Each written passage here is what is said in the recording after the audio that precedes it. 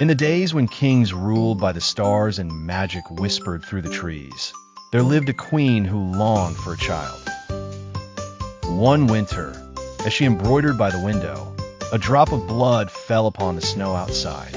She whispered, "Let my daughter have skin as fair as snow, lips as red as blood, and hair as dark as the raven's wing." And so it came to pass, a child was born, and she was called Snow White. But the joy was not to last. The queen died, and the king took another wife, a sorceress of great beauty, but a heart of ice. She owned a bronze mirror from the old world, a relic that spoke only truth. Each morning, the sorceress would ask, "O mirror of the mountains, all-seeing, all-wise, who is the fairest beneath these skies?"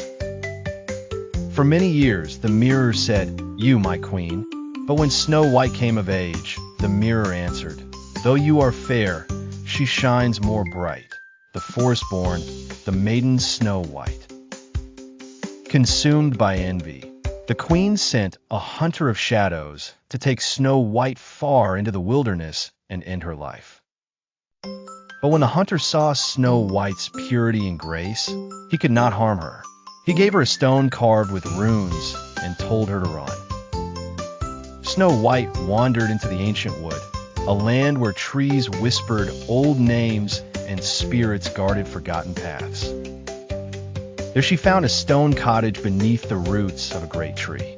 It was the home of 7 ancient keepers, small, wise folk bound to the earth by oath. Each dwarf held mastery over one element: fire, water, wind, stone, growth, light, and shadow.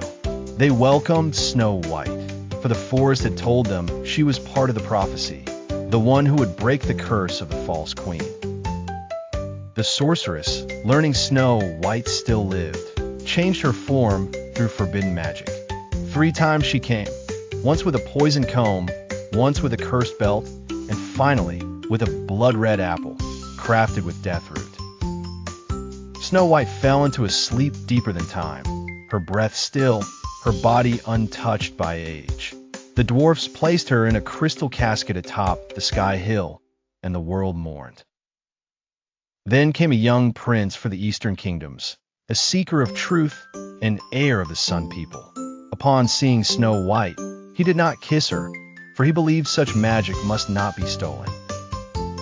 Instead, he prayed to the old spirits and sang a song of life, passed from his ancestors.